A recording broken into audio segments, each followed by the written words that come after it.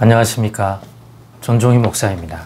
7월 14일 목요일 매일 성경 묵상입니다. 히브리서 9장 11절로 22절입니다.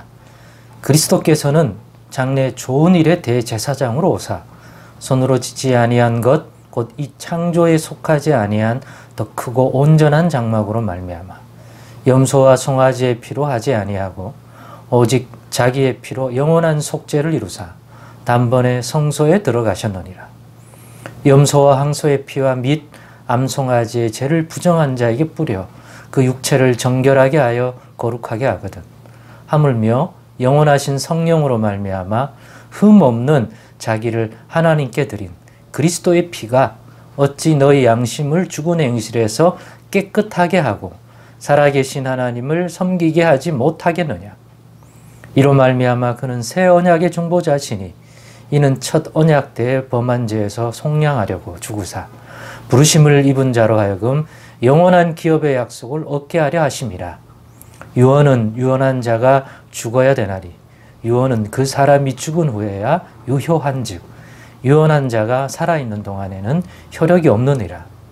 이러므로 첫 언약도 피 없이 세운 것이 아니니 모세가 율법대로 모든 계명을 온 백성에게 말한 후에 송아지와 염소의 피 및 물과 붉은 양털과 우슬초를 취하여 그 두루마리와 온 백성에게 뿌리며 이르되 이는 하나님이 너희에게 명하신 언약의 피라 하고 또한 이와 같이 피를 장막과 섬기는 일에 쓰는 모든 그릇에 뿌렸느니라. 율법을 따라 거의 모든 물건이 피로써 정결하게 되나니 피 흘림이 없은즉 사함이 없느니라. 아멘. 네, 오늘은 새 언약의 중보자 예수, 새 언약의 중보자 예수라는 제목으로 묵상 나눔을 갖겠습니다. 새 언약이라고 했으니까 결국에는 이전의 언약, 옛 언약이 있는 거죠. 근데 새 언약의 중보자 예수라고 하는 것은 결국 옛 언약에 대한 것들을 이제는 없어도 되는 더 좋은 언약의 내용을 가졌기 때문에 옛 언약이 필요가 없는 거예요. 그냥 무조건적으로 야, 옛 언약은 우리하고 상관없는 거니까 그거 취소. 이 새 언약 그런 개념이 아니에요.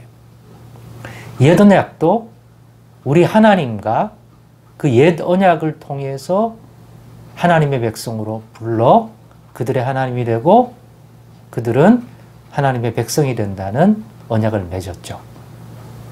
나라와 민족과 백성이 되는 그 구성원이 바로 아브라함의 후손들이었습니다.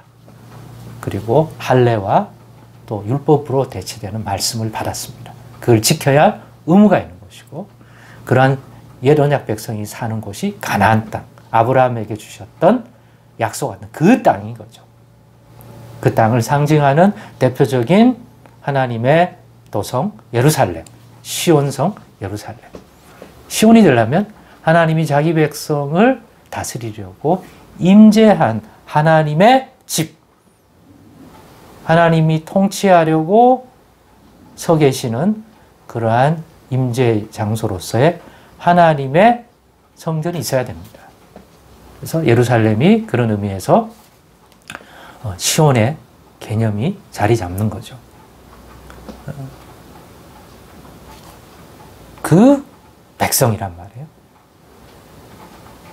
그런데 그 옛 언약의 또 옛 언약의 백성들 문제가 있어서 온전하게 하는 일에는 허물이 있고 연약한 그 백성을 거룩한 하나님 앞에 합당한 자로 세움에 있어서 문제가 있는 거죠. 그 부분을 해결해 줄 수가 없는 거죠. 죄의 문제를 온전히 해결해 줄 수가 없어서 그러한 옛 언약의 제도 아래서 그 죄의 문제를 다루어서 늘 염소와 송아지의 피로 그 성전에서 하나님께 나올 때 하나님이 그를 정결케 하고 백성을 새롭게 하는 작업을 해요. 근데 늘 반복적으로 또 흠 있는 제사장을 세웠기 때문에 그 옛 언약에 있는 그 그 성전, 사람의 손으로 지은 그 성전 안에서 일하는 그 제사장은 늘 자기 자신의 문제도 안고 있기 때문에 먼저 자기 자신의 죄 문제를 다뤄서 씻음을 받은 다음에야 중보직으로서 백성과 하나님 사이에서 백성이 하나님 앞에 나아가도록 백성의 허물과 죄를 정결케 하는 그러한 의식들을 도와줄 수 있는 거죠. 또 맡아서 해줄 수가 있는 거죠. 그러다 보니까 단번에 한 번에 그와 같은 의식을 통해서 온전함을 이루지 못하는 거예요. 그러다 보니까 매일 반복해야 돼요. 늘 반복해야 돼요. 그러니까 그 송아지의 피도 온전함, 영원한 온전함을 취하지 못해요. 그 순간만은 씻김을 받지만, 그죠?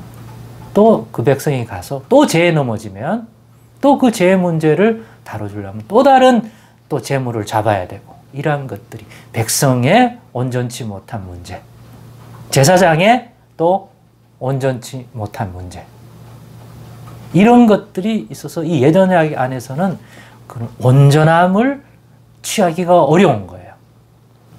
본질적으로. 그래서 온전하지 않으니까 그 제사를 또 지내고 또 지내고 또 문제가 생기면 또 지내고, 그러니까 문제가 생겼을 때마다 임시적으로 그 문제를 하나님 앞에서 처리하는 방식이라고 이해하면 되겠습니다. 온전한 제사, 온전한 제사장이라면 그 온전한 제물 드림, 온전한 제사장의 그 중보적인 역할을 통하여 다시는 그와 같은 제사를 지내지 않아도 되죠. 왜? 그거를 통해서 백성의 죄가 씻김받고 백성은 거듭나고 새로워져서 나가서 죄에 다시는 얽매이지 아니하고 죄에 넘어지지 않고 죄를 이길 수 있는 그러한 죄로부터의 자유, 죄로부터의 강건함을 가지면 되는데 그 제사로는 그것이 이루어지지 않는 거죠. 그러다 보니까 옛 언약은 늘 이 행위를 제가 깨달아질 때마다 반복해야 되는 것이죠. 그 반복할 때도 기계적으로 그것이 이루어지지 않아요. 왜냐하면 제사장이 자기 문제가 있으면 그 문제를 안고 백성의 정결케 하는 일을 하면 그 효력이 없어지기 때문인 거죠. 그러니까 곳곳에 이 약점들을 가지고 있는 구조인 거죠. 그런데 그렇기 때문에 하나님의 아들 예수님이 이 새 언약의 중보자로 오셨다는 것은 그 옛 언약이 가졌던 그 온전치 못한 부분들을 온전케 하는 개혁을 이루는 거죠.